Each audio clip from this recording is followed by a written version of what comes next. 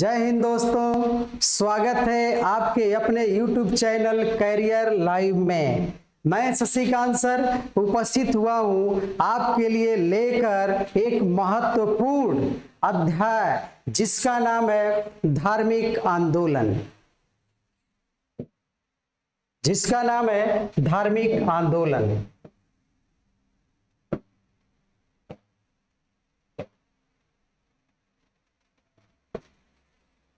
अब धार्मिक आंदोलन एक ऐसा अध्याय है जिसमें जैन धर्म और बौद्ध धर्म पे चर्चा किया जाएगा, और एक ऐसा अध्याय है जो एक विटामिन के रूप में काम करता है। यदि आप मेरी क्लास में शुरू से लेकर और अंत तक वीडियो को सुनते हैं, लिखते हैं, कॉपी में नोट करते हैं, कंठस्थ करते हैं, तो आप इस विटामिन को लेने से आप बनेंगे बाहुबली, और निश्चित रूप से आप ये परीक्षा के चक्रव्यूह को तोड़ने में सफल होंगे। तो आइए शुरू करते हैं धार्मिक आंदोलन।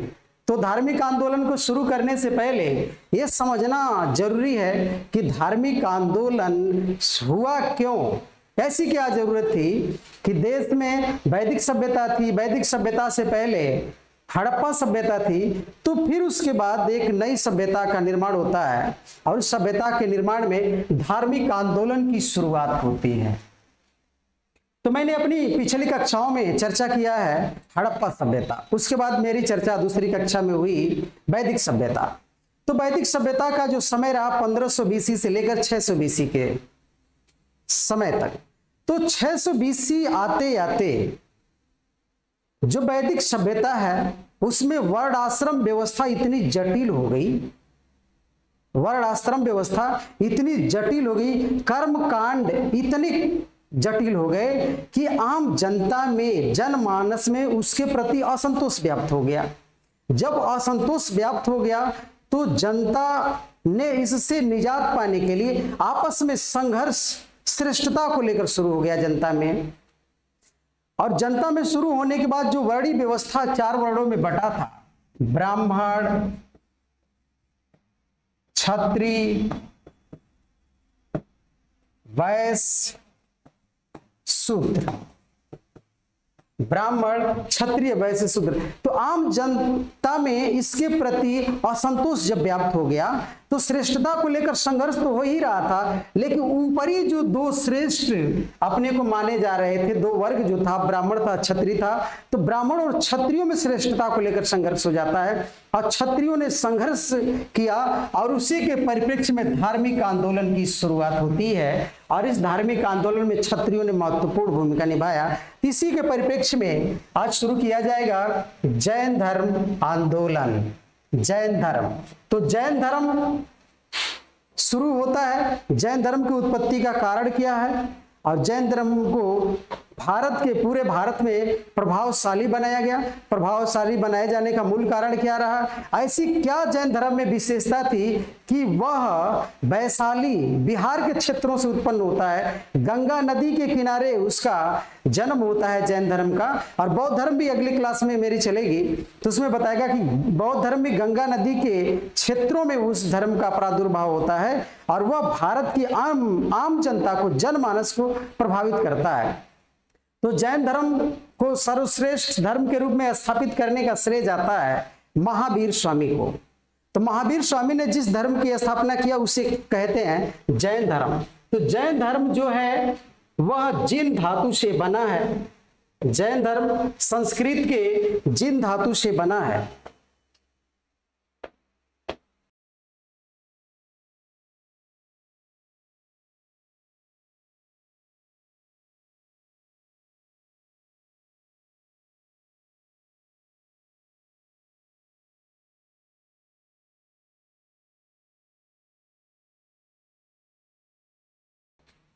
जिन धातु से बना है, जिन धातु से बना है, और जिन का अर्थ होता है, जैन धर्म संस्कृत के जिन धातु से बना है, और जिन का अर्थ होता है विजेता।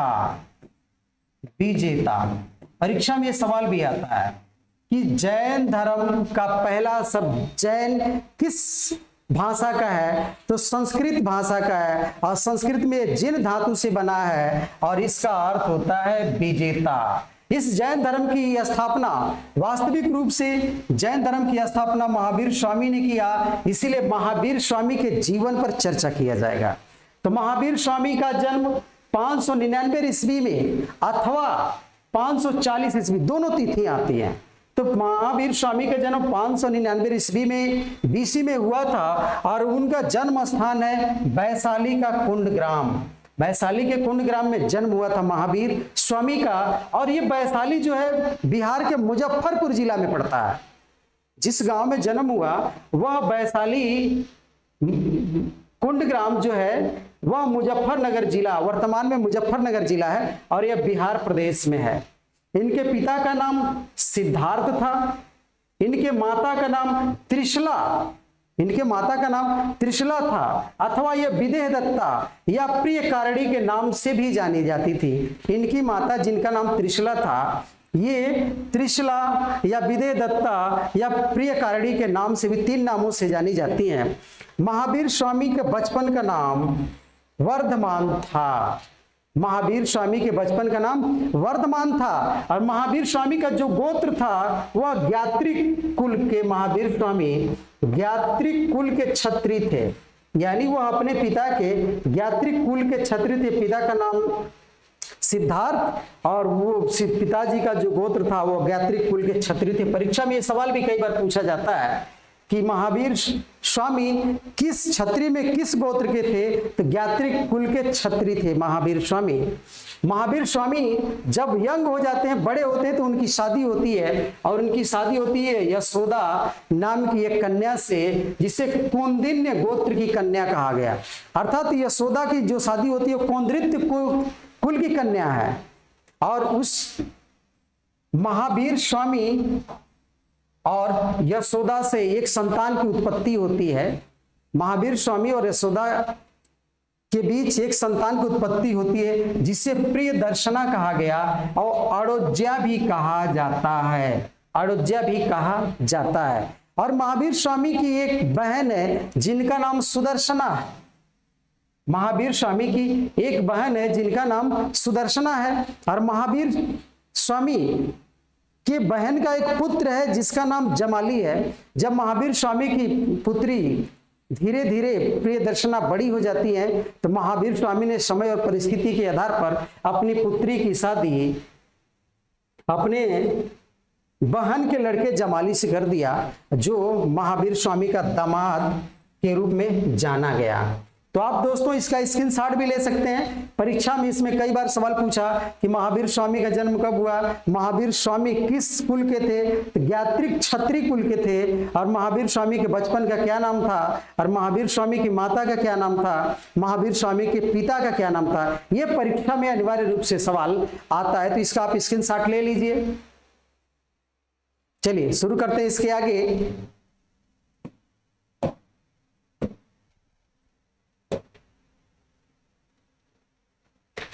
तो महावीर स्वामी जब घर से बाहर निकलते हैं अपने भाई नंदीवर्धन से आदेश लेकर, महावीर स्वामी घर से अपने भाई नंदीवर्धन से आदेश लेकर 30 वर्ष की अवस्था में गृह त्यागते हैं। 30 वर्ष की आयु में, 30 वर्ष की आयु में, 30 वर्ष की आयु में गृह त्यागते हैं और घर छोड़ने के बाद महावीर स्वामी जाम्भिक गांव में पहुंचते हैं और यह गांव रिजुपालिका नदी के किनारे होता है। जाम्भिक गांव पहुंचते हैं और यह गांव रिजुपालिका नदी के किनारे है।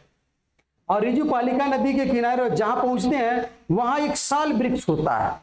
वहां एक साल वृक्ष में यानी रिजुपालिका गांव में पहुंचते हैं और वहां एक साल वृक्ष के नीचे बैठते हैं और उस गांव के किनारे एक नदी है जिस नदी का नाम है रिजुपालिका। ये परीक्षा में बार बार ये सवाल पूछा जाता है कि महावीर स्वामी को किस नदी के किनारे ज्ञान प्राप्त हुआ था। तो महावीर स्वामी जब इस गांव में पहुंचते हैं उस नदी के किनारे, तो साल वृक्ष के नीचे ध्यान मग्न लगाकर बैठते हैं और उनको ज्ञान प्राप्त होता है। 12 वर्ष की तपस्या के बाद, 12 वर्ष की कठोर तपस्या करते हैं। तपस्या का उनका जीवन है, तपस्या।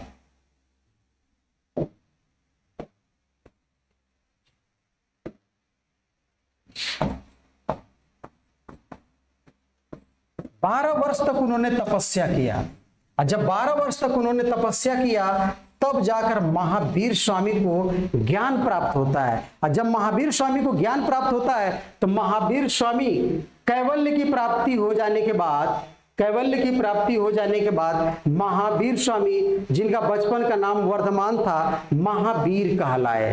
कैवल्य की प्राप्ति, ज्ञान की प्राप्ति, जब उन्हें पूरी तरह से ज्ञान प्राप्त हो जाता है तो वर्धमान से क्या बन जाते हैं? महावीर। तो सवाल परीक्षा में पूछा जाता है कि वर्धमान महावीर कब कहलाए? तो वर्धमान महावीर कैवल्य प्राप्ति की बात कहा है, और कैवल्य प्राप्ति का अर्थ होता है सर्वोच्च ज्ञानी। वही मैंने बताया कि कैवल्य प्राप्ति, जिन्हें सर्वोच्च ज्ञान प्राप्त हो जाता है तो सर्वोच्च ज्ञानी का है। जिन का अर्थ होता है विजेता, जिन का अर्थ होता है विजेता। तो महावीर स्वामी को कैवल्य प्राप्ति यानी महावीर स्वामी, कैवलीन और जिन विजेता के नाम से भी जाना जाता है।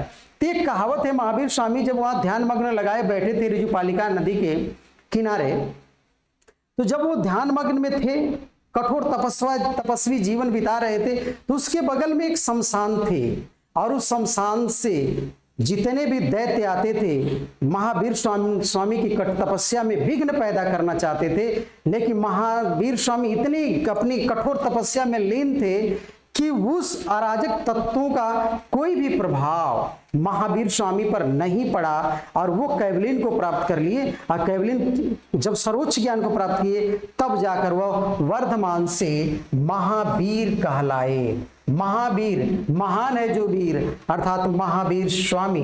तो परीक्षा में सवाल पूछा जाता है कि महावीर स्वामी कितने वर्ष की आयु में गृह त्यागे? तो महावीर स्वामी 30 वर्ष की आयु में ज्ञान घर त्यागे। महावीर स्वामी ने कितने वर्ष तक कठोर तपस्या किया? तो महावीर स्वामी ने 12 वर्ष तक कठोर तपस्या किया। और महावीर स्वामी को किस गांव में ज्ञान प्राप्त हुआ था? तो जंभिक गांव में। और किस वृक्ष के नीचे? तो साल वृक्ष के नीचे महावीर स्वामी को ज्ञान प्राप्त हुआ था।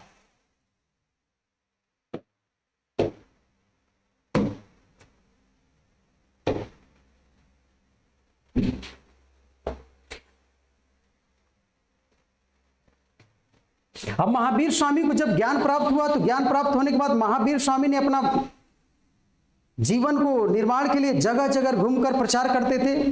तो महावीर स्वामी की जब मृत्यु होती है तो महावीर स्वामी की मृत्यु पावा में हुई। महावीर स्वामी की मृत्यु पावा में हुई। महावीर स्वामी की मृत्यु पावा में हुई। और महावीर स्वामी की जो मृत्यु की जो तिथि है, महावीर स्वामी की जो मृत्यु की तिथि है,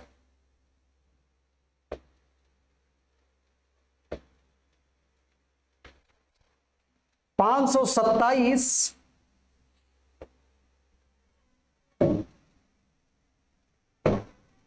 527 BC या 468 BC मैंने इसमें दर्शाया है, जो आपकी परीक्षा के लिए बहुत ही महत्वपूर्ण है। महावीर स्वामी की मृत्यु 527 BC या 468 BC। यदि परीक्षा में 599 आएगा तो आप 527 मारेंगे, यदि परीक्षा में 540 आएगा तो आप 468 BC मारेंगे, तब जाकर आपका सवाल सही होगा। फिर आगे बढ़ते हैं।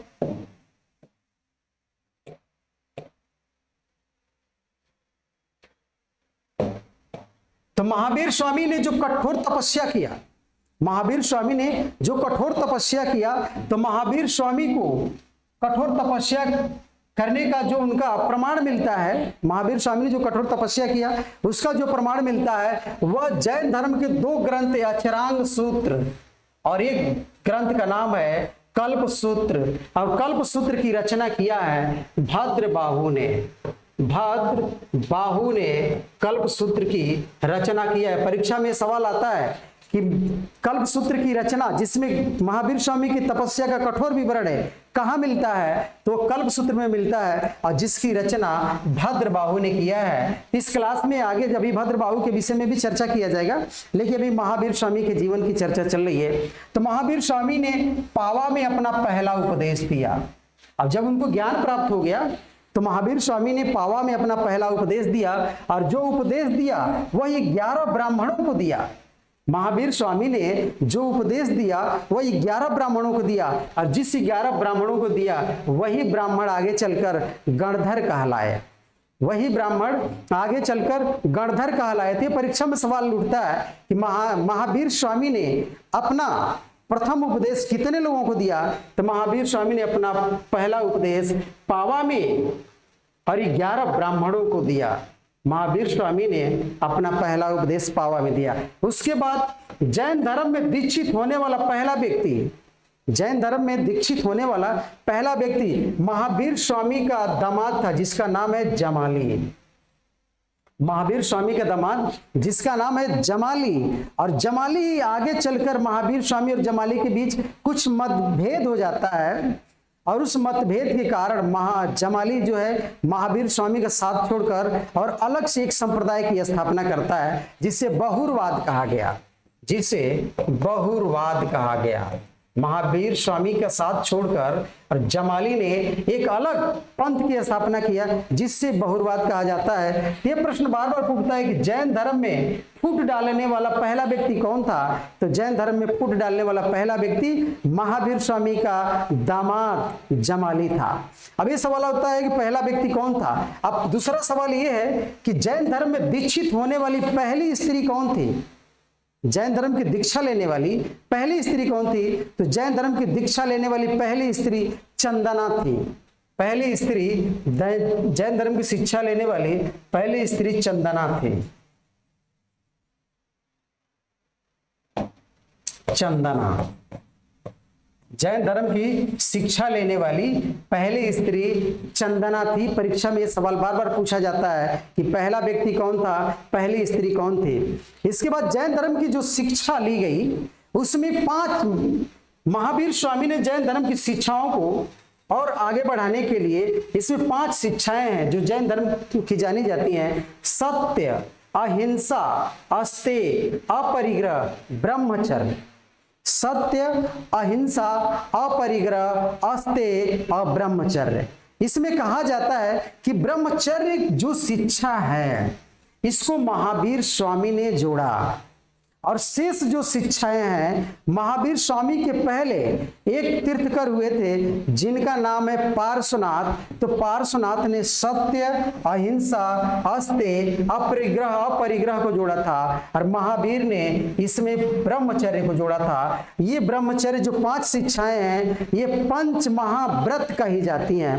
ये जैन धर्म की पंच महाव्रत हैं। ये शिक्षाएं जैन धर्म के पंच महाव्रत हैं। ये शिक्षाएं जैन धर्म के पंच महाव्रत हैं। इसे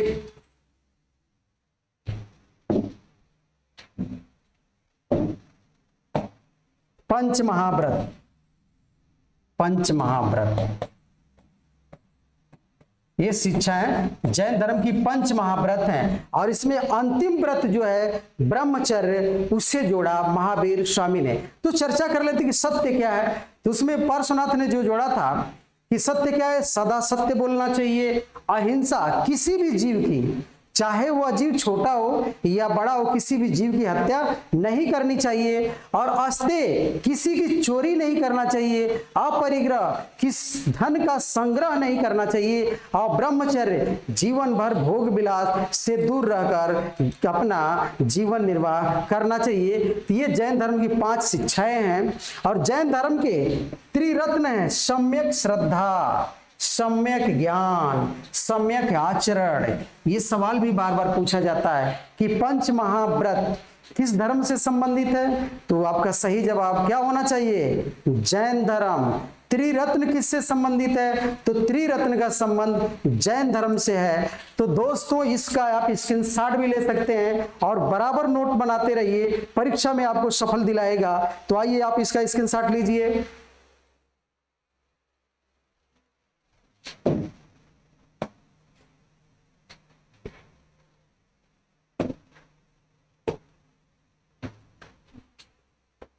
और जिस महावीर स्वामी की चर्चा की जा रही थी, अभी मैंने जिस महावीर स्वामी का चर्चा किया उसका एक चित्रण भी आपके सामने, बड़ा ही विशाल एक मूर्ति है, इसे आप देख सकते हैं, जिसे महावीर स्वामी के रूप में जाना जाता है। ये महावीर स्वामी का चित्रण है। और ये श्रवण बेलगोला, श्रवण बेलगोला एक स्थान है जो कर्नाटक में पड़ता है। उसमें श्रवण बेलगोला में महावीर स्वामी की ये मूर्ति है, जो जैन धर्म का श्रवण बेलगोला, श्रवण बेलगोला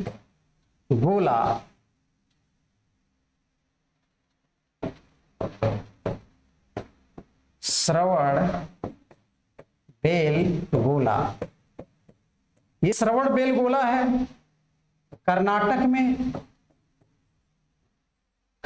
में श्रवण बेलगोला है, और यह वही की प्रतिमा है महावीर स्वामी की। और श्रवण बेलगोला में आपको ये जानकर आश्चर्य भी होगा, और आप ये जानते भी होगा, नहीं भी जानते तो आप मेरी क्लास में जान जाएंगे कि श्रवण बेलगोला में ही चंद्रगुप्त मौर्य, मौर्य वंश का संस्थापक, मगध राज्य का संस्थापक चंद्रगुप्त मौर्य अपने जैन गुरु भद्रबाहु अपने जैन गुरु भद्रबाहु के साथ जाकर चंद्रगुप्त मौर्य ने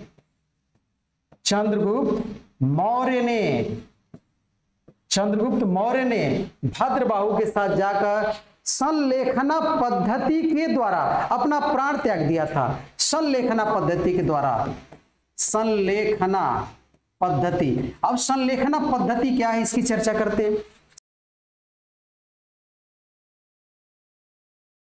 के पास पहुंचा देना, बगैर अन्न और जल ग्रहण किए हुए अपने शरीर को इतना तपा देना कि वह मृत्यु के करीब पहुंच जाए, इसी को संलेखना कहा जाता है। और इसी पद्धति के द्वारा चंद्रगुप्त मौर्य ने अपना प्राण त्यागा था। तो ये सवाल बार बार उठता है, किस मौर्य शासक ने श्रवण बेलगोला में अपना प्राण त्यागा था और किस पद्धति से त्यागा था? तो संलेखना पद्धति से।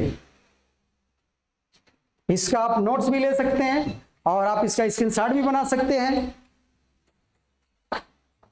चलिए, अब महावीर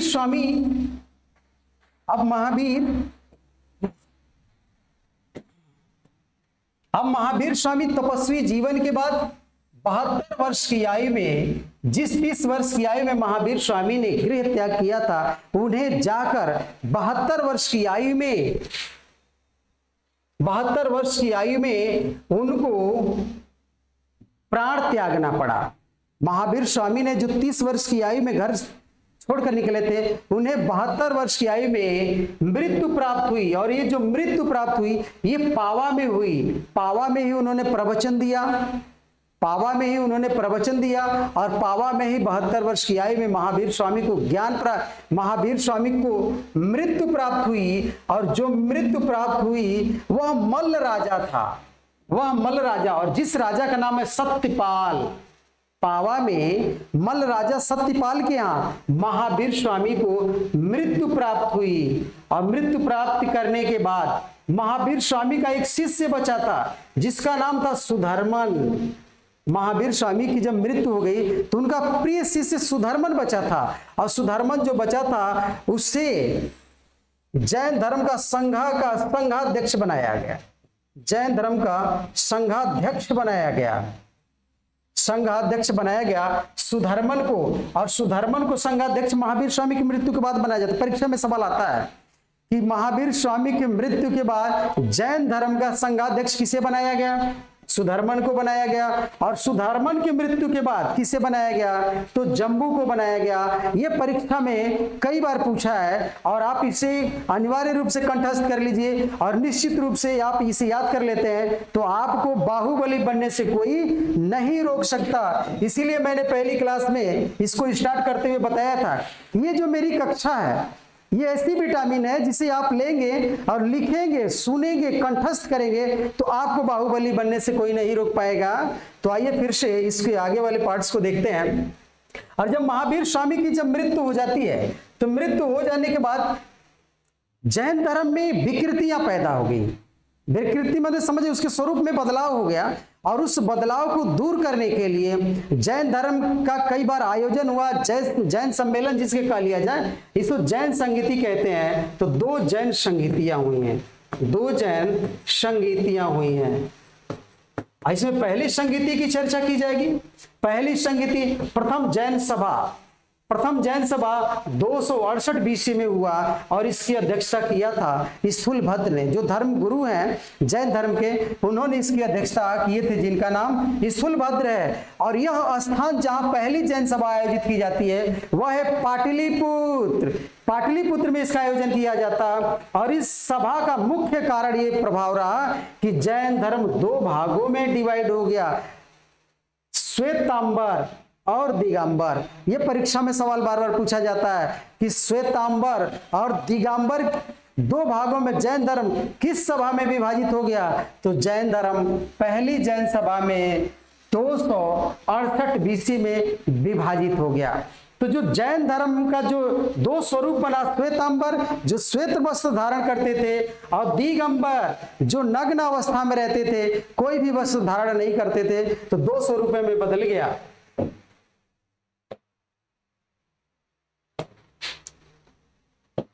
इसके बाद दूसरी जैन सभा होती है।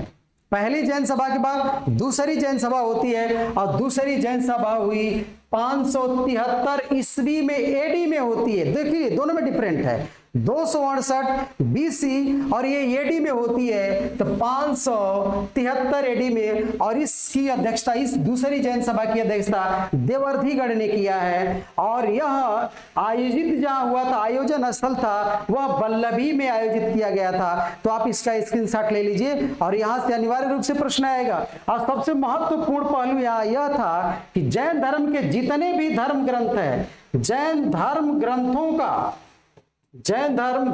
का संकलन किया गया। देखिए जैन धर्म ग्रंथों का संकलन किया गया।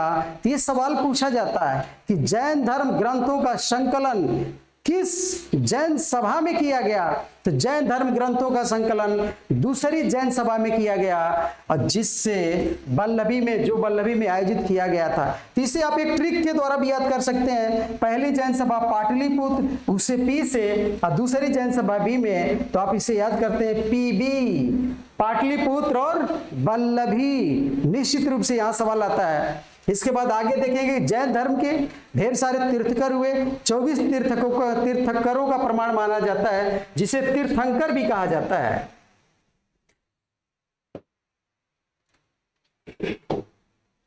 तो इसमें तीर्थंकरों पे चर्चा कर लिया जाए। प्रथम तीर्थंकर कौन है और उनका क्या प्रभाव है जैन धर्म को स्थापित करने में। तो जैन तीर्थंकरों का प्रतीक चिन्ह, जैसे पहले तीर्थंकर हैं ऋषभदेव, पहले तीर्थंकर हैं ऋषभदेव और उनका प्रतीक चिन्ह है वृषभ, बैल। दूसरे तीर्थंकर और चौथे, दूसरे, तीसरे, चौथे, पांचवें, इस तरह से लेकर 24 तीर्थंकर हुए। लेकिन उसमें देखा गया कि 22 तीर्थंकरों की जो वास्तविकता है वो संदेहास्पद है। 22 तीर्थंकरों की जो वास्तविकता है वो संदेहास्पद है। इसीलिए मुख्य तीर्थंकरों की यहाँ चर्चा किया जाएगा। अच्छे तीर्थंकरों की जब चर्चा किया जाएगा तो पहले ये समझना जरूरी है कि तीर्थंकर हैं क्या। तीर्थंकर है क्या? तो जैन धर्म में तीर्थंकर उन्हें कहा गया जो अपने पर क्रोध, नियंत्रण, इच्छा, लोभ और लालच पर जिसने नियंत्रण पा लिया, उसी को जैन धर्म में तीर्थंकर कहा गया। अब ऋषभ जो देव हैं, ऋषभदेव प्रारंभ में एक बड़े सम्राट थे और अब इनके 2 पुत्र थे और एक पुत्र का नाम भरत था, एक पुत्र का नाम बाहुबली था। भरत, एक पुत्र का नाम, सबसे बड़े पुत्र का नाम भरत था और एक छोटे पुत्र का नाम बाहुबली था। भरत और एक पुत्र का नाम बाहुबली था। बाहुबली, एक पुत्र का नाम बाहुबली था। अब जब ये अपने पराक्रमी, इनका चारों तरफ पराक्रम फैल गया, तो इन्होंने अपने बड़े पुत्र भरत को अपना राज्य सिंहासन दिया। लेकिन दूसरा पुत्र जो बाहुबली है वो बड़ा ही बलवान था और दोनों भाइयों में युद्ध होता है। युद्ध होने के बाद बाहुबली विजयी हो जाते हैं। लेकिन बाहुबली जब विजयी हो जाते हैं तो कुछ समय के बाद बाहुबली को कुछ ज्ञान प्राप्त होता है कि मैंने जो अपने युद्ध में भाई को हराया है ये ठीक नहीं है। उन्होंने अपने भाई को चरणों में नतमस्तक होते हुए कहे कि भाई आप ही सिंहासन संभालिए। तो इन्होंने, बाहुबली ने अपने भाई को सिंहासन दिया और इन्हीं भरत के नाम पर भारत देश का नाम भारत पड़ा। ये जैन धर्म की प्रामाणिकता है। और जो बाहुबली है, आप देखेंगे कि दक्षिण भारत में बाहुबली एक पत्थर से काटकर एक बड़ी मूर्ति है। और बाहुबली की पिक्चर आप भी देखें, पिछले वर्षों में आपने देखा कि बाहुबली एक ऐसी पिक्चर आई जो पूरे देश ही नहीं पूरे विश्व में अपना प्रभाव स्थापित कर दिया। इसके बाद बाहुबली के पिता ऋषभदेव पहले तीर्थंकर हुए। इसके बाद 19वें तीर्थंकर की चर्चा करते हैं। मल्लिकानाथ 19वें तीर्थंकर है, और जो अपने को एक स्त्री के वेश में मानकर रखते थे और एक स्त्री के रूप में रहते थे, और इनका प्रतीक चिन्ह कलश है। 19वें तीर्थंकर मल्लिकानाथ, जिनका प्रतीक चिन्ह कलश है। और 22वां तीर्थंकर है अरिष्टनेमी, और इनका प्रतीक चिन्ह है शंख। और अगला तीर्थंकर है पार्श्वनाथ। अगला तीर्थंकर है पार्श्वनाथ, जिन्होंने सत्य, अहिंसा, अस्तेय और अपरिग्रह 4 व्रत दिया था। और जिसमें 5वां महाव्रत जोड़ा महावीर स्वामी ने, तब जाकर पंच महाव्रत बना।